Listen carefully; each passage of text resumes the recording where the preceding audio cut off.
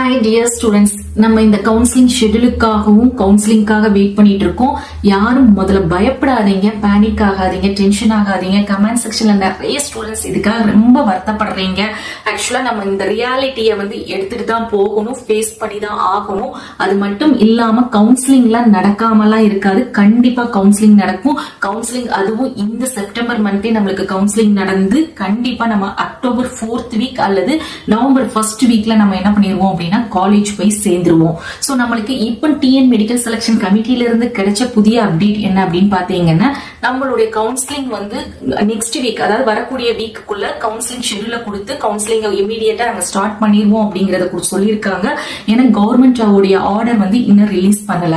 காரணம் பாத்தீங்கன்னா இப்போ புதுசா நம்மளுக்கு, அதாவது செப்டம்பர் 13ஆம் தேதி நம்மளுக்கு என்ன ஆல் இந்தியா கோட்டா எம்சிசில இருந்து ஒரு டேட் எக்ஸ்டெண்ட் பண்ணிருக்காங்க, ஒரு கைண்ட் அட்டென்ஷன் கொடுத்திருக்காங்க.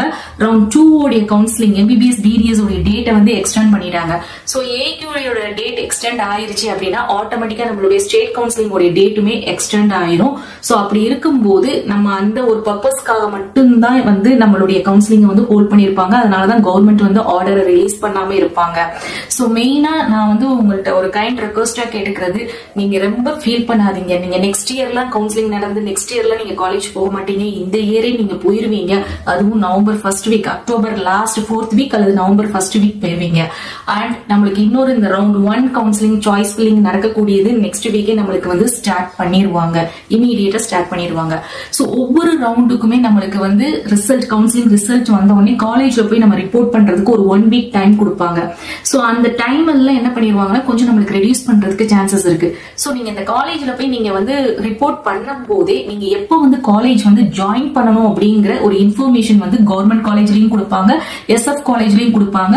அந்த டைம்ல நாங்க கால் பண்ணி இன்ஃபார்ம் பண்ணுவோம் அப்படிங்கறதும் சொல்லுவாங்க. அண்ட் நம்மளுக்கு எல்லாருக்குமே இப்போ இந்த 4 ரவுண்ட் கவுன்சிலிங் முடிஞ்சு எல்லாருக்குமே நீங்க எப்போ போய் நீங்க காலேஜ் போய் ஜாயின் பண்ண போறீங்களோ அப்பதான் என்ன பண்ணுவாங்கன்னா கிளாஸஸ் ஸ்டார்ட் பண்ணுவாங்க, எஸ்பெஷலி கவர்மெண்ட் காலேஜ்ல.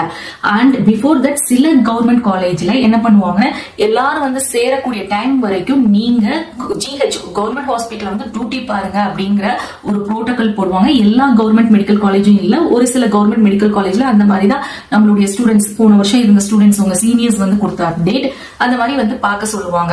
சோ அந்த டியூட்டி பாக்குறதுனால உங்களுக்கு நிறைய பெனிஃபிட் கிடைக்கும். என்ன மாதிரி பெனிஃபிட் அப்படின்னா, இன்ஜெக்ஷன் எப்படி போடணும், பிபி அப்பாரட்டஸ் எப்படி நீங்க பண்ணணும், இந்த மாதிரி எல்லாம் எல்லா பிராக்டிஸும் உங்களுடைய சீனியர் கொடுப்பாங்க.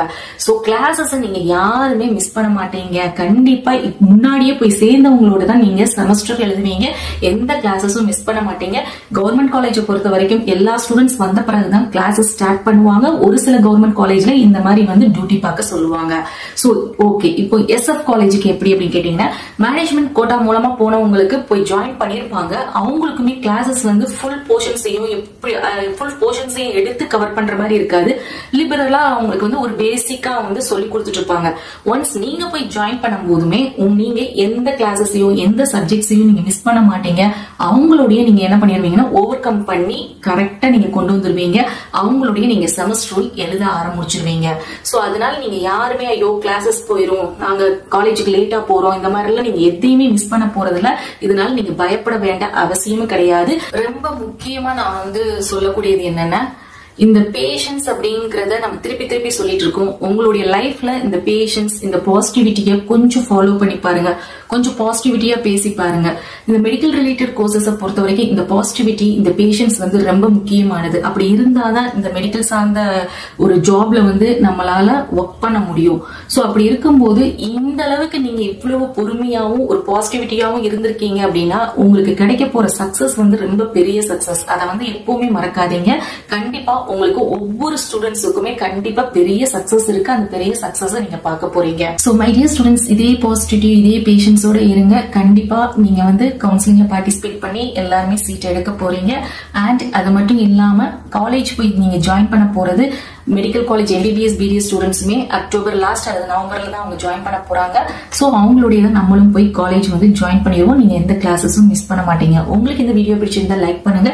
அப்டேட்ஸ் தெரிஞ்சுக்கிறதுக்கு வாட்ஸ்அப் அண்ட் டெலிகிராம் சேனலை ஜாயின் பண்ணிக்கோங்க. தேங்க்ஸ் ஃபார் வாட்சிங்.